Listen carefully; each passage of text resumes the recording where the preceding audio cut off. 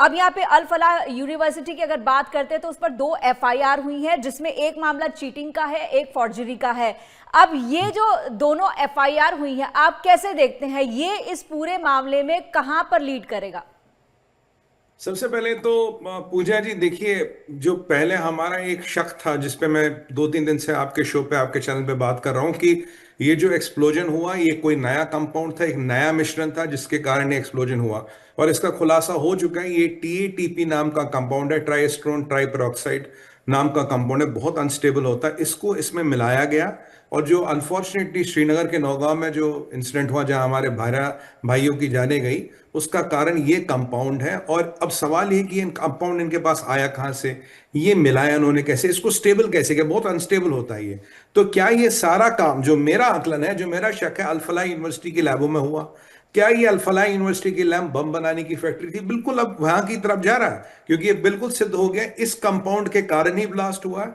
ये कंपाउंड नई चीज थी जो हमें नहीं पता थी, इसको स्टेबलाइज किया गया, इसको बम के मटेरियल में मिलाया गया, उसके कारण ब्लास्ट हुआ। तो पहला हमारा आकलन ये सही है। और इसके इसके इसका मतलब ये पूछा जी, अल-फलाह की और भी शक की सुई बढ़ती जा रही है, क्योंकि ये किसी के घर में नहीं हो सकती ये टेस्टिंग, ये कहीं प्रोफेशनल लैब में ही ये सब टेस्टिंग है और इसका अध्ययन और इसका आकलन हो सकता है। पहली बात तो ये है।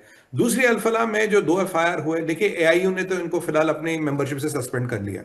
ये एक अजीब सी चित्रण हमें देखने को मिल रहा है। भाई एनएसी ने इन पे एफआईआर करा दिया, यूजीसी ने इन पे एफआईआर करा दिया, कह रहे जी हमसे तो इन्होंने एक्रेडिटेशन ली नहीं। सवाल ये नहीं है कि आज एनएसी और यूजीसी ने एफआईआर क्यों कराया। सवाल ये है कि क्या भारत में एक फर्जी यूनिवर्सिटी जिसके एफिलिएशन को लेकर सवालिया निशान है, क्या वो ऐसे चल सकती है?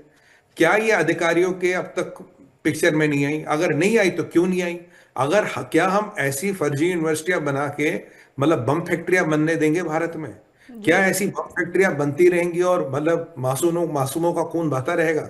अब एफआईआर तो हो गया, कार्रवाई तो होगी, पर कहीं ना कहीं यूजीसी और एनएससी के अधिकारियों से भी पूछा जाए, भाई साहब आप आज तक क्या कर रहे थे? आपको आज तक पता नहीं इतनी बड़ी यूनिवर्सिटी चल रही है जिसको आज आपने कार्रवाई करा दी? बट चलिए वो बात अलग है। देखिए हम क्या कर रहे हैं पूजा जी ना, अब हमें हमें हो गया इन्फेक्शन, हमने मुझे भर्ती कर दिया आईसीयू में। हम आप देख रहे जी, सुमित जी को इंजेक्शन लगा, ये ड्रिप चढ़ी है, ये ग्लूकोज चढ़ा है, पर क्या ऐसी प्रक्रिया करें जिससे इंफेक्शन ना हो? कहाँ है वो कोविड का टीका जो कोविड से बचाए? इन चीजों पे आकलन करना जरूरी है। इसीलिए मैं कह रहा हूं मिनिस्ट्री ऑफ इंटरनल सिक्योरिटी यही सब काम तो करेगी, यही सब चीजों के, ये सब लफड़ों से देश को तो बचाएगी।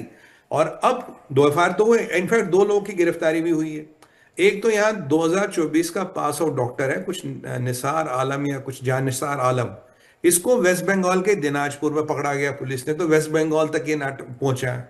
दूसरे व्यक्ति की भी गिरफ्तारी हुई जिसके बारे में कोई ज्यादा डिटेल नहीं आई।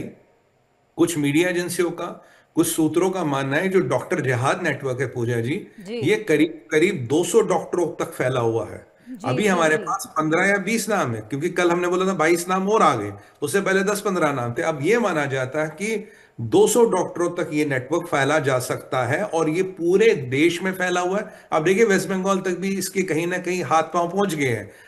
हर एवरी पासिंग डे हमें एक नया स्टेट, एक नया कस्बा, एक नया शहर दिख रहा है इसमें, और ये कहीं ना कहीं एपिसेंटर ऑफ जहाद है। जब तक इसको ध्वस्त नहीं किया जाएगा इस यूनिवर्सिटी को, मैं तो कह रहा हूं, मैं तो निवेदन सरकार से करता हूं, अगर बुलडोजर कम पड़े तो 3 तोहफे लगा दीजिए, तब इस यूनिवर्सिटी को उतारिए। क्योंकि ऐसे जहाद के अड्डे भारत की जमीन पे, भारत के टैक्स पेयर के पैसे पे, भारत की छाती पे मूंग डलने के लिए नहीं हो सकते। जी। इनको जवाब देना पड़ेगा, उनको बहुत करारा जवाब देना पड़ेगा। क्योंकि ये टीएटीपी का एक्सपेरिमेंट हुआ कहां से? ये किसी लैब में नहीं हो सकता जी, किसी के घर में नहीं हो सकता। कहां से आई आइडिया? ये पढ़े लिखे जहारी जो डॉक्टर उमर है, इससे बताया जाता है कि बॉम्ब मेकिंग का एक्सपर्ट है। डॉक्टर तो दूर की बात है, तो बम मेकर है। वो जो टुंडा उंडा था उस लेवल का बम मेकर इसको बताया जाता है, मतलब इंटरनेशनल बम मेकर है ये।